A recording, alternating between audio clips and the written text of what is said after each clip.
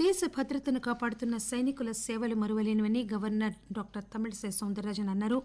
ఈరోజు సాయుధ దళాల పతాక దినోత్సవం సందర్భంగా ఒక సందేశమిస్తూ సైనిక కుటుంబాలకు తోడ్పాటు అందించేందుకు సాయుధ దళాల పతాక దినోత్సవం జరుపుకుంటున్నామని, పౌరులు ముందుకొచ్చి అమర జవాన్ల కుటుంబ సభ్యులకు సహాయ సహకారాలు అందించాలని గవర్నర్ కోరారు.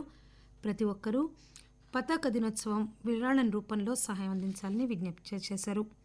కరీంనగర్లోని జిల్లా సైనిక సంక్షేమ కార్యాలయం ఉమ్మడి జిల్లాలోని మాజీ సైనికులు వారి కుటుంబ సభ్యులకు పలు సంక్షేమ పథకాలు అమలు చేస్తోంది.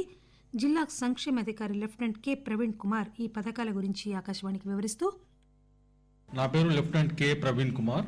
మాజీ సైనికులకు వెల్ఫేర్ స్కీమ్స్ అన్ని అమల్లో కేంద్ర ప్రభుత్వము రాష్ట్ర ప్రభుత్వం ఇచ్చే రాయితీల గురించి వివరంగా తెలియజేయడం అవుతుంది.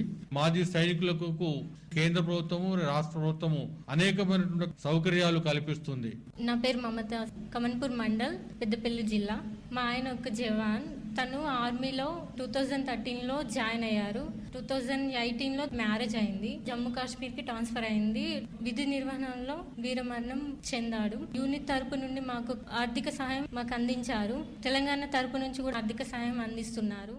ఇటీవల వీరమరణం పొందిన పెద్దపల్లి జిల్లాకు చెందిన అమరవీరుడి భార్య మమత ఆకాశవాణికి తెలియజేసిన వివరాలవి.